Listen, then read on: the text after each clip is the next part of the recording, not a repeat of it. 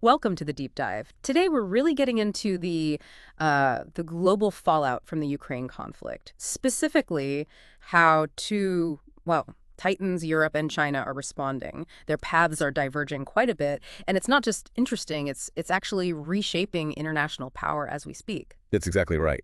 And our mission today for this deep dive is to really unpack those responses. We're looking at Brussels, kind of representing the European angle, and Beijing for China. We'll pull out the key insights, maybe some surprising facts from the sources you shared, just to help you get a quick handle on these really critical international dynamics. Okay, great. Let's start with Europe then, because their commitment to Ukraine, it seems, well, pretty solid, doesn't it? How would you unpack Europe's stance right now? What actions really stand out? Well, what's fascinating, I think, is how they're approaching it from multiple angles, Yeah. especially on the legal front. You've got the European Court of Human Rights, which has explicitly said Russia is responsible for widespread international law violations in Ukraine. And this includes, significantly, the downing of Flight MH17 going all the way back to 2014. Oh, right. MH17. Exactly. So this ruling, it isn't just, a statement. It really underscores Europe's push for actual justice, for accountability. It shows they have a long memory. It's not just about the immediate crisis. That's a really important point. It's not just condemnation, it's about legal accountability. But, I mean, what are the real practical implications? Does a ruling like that actually have teeth? And moving beyond the legal side, Europe is also putting money down, isn't it? Investing in Ukraine's future. I remember that Rome conference recently. That's where it gets really interesting, I think. Absolutely. That conference was pushing hard for significant private investment, for immediate reconstruction needs in Ukraine. And if you connect the dots, it just reinforces that European view that Ukraine's stability isn't, well, just about Ukraine.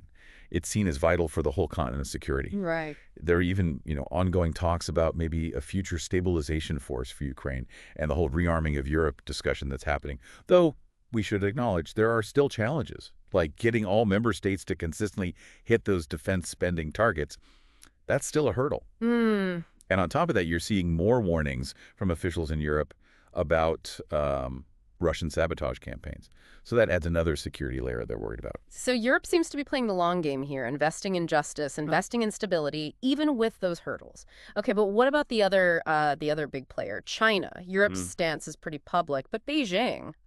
Well, their position on Ukraine has always felt much more opaque, hasn't it? Yeah. And this is where it gets really complex when you look past the sort of public statements. We've seen reports about recent closed-door meetings. Pretty fascinating details coming out. Apparently, China's foreign minister, Wang Yi, reportedly said quite bluntly that Beijing cannot allow Russia to lose this war in Ukraine. Cannot allow Russia to lose. Wow. Exactly. And the key reason reported for this is fear. A fear that if Russia's defeated, the U.S. would then be totally free to focus all its attention on confronting China in the Pacific. So it's not just about Russia, is it? It fundamentally reframes China's whole Ukraine policy. It's like a strategic calculation in their bigger geopolitical game with the U.S. Almost a proxy conflict, but for influence, not land. That private admission, I mean, it just seems to completely shatter their public claims of neutrality. It must be intensifying Western concerns, right? What does that tell us about what's really driving China's decisions? Internal pressures, maybe? Or just cold strategy? I think it tells us pretty clearly that China is prioritizing its own strategic competition with the U.S. That comes above, strict neutrality in this particular conflict. And look, while China officially denies sending lethal aid weapons and such to Russia, the intelligence paints a different picture. It suggests China has been a, quote, decisive enabler of Russia's war effort. A decisive enabler. How so, if not weapons? It's about supplying these crucial dual-use components. Think advanced microchips, specialized machinery parts, things that have civilian uses but are also essential for military hardware. These components are, well, basically keeping Russia's military-industrial complex running.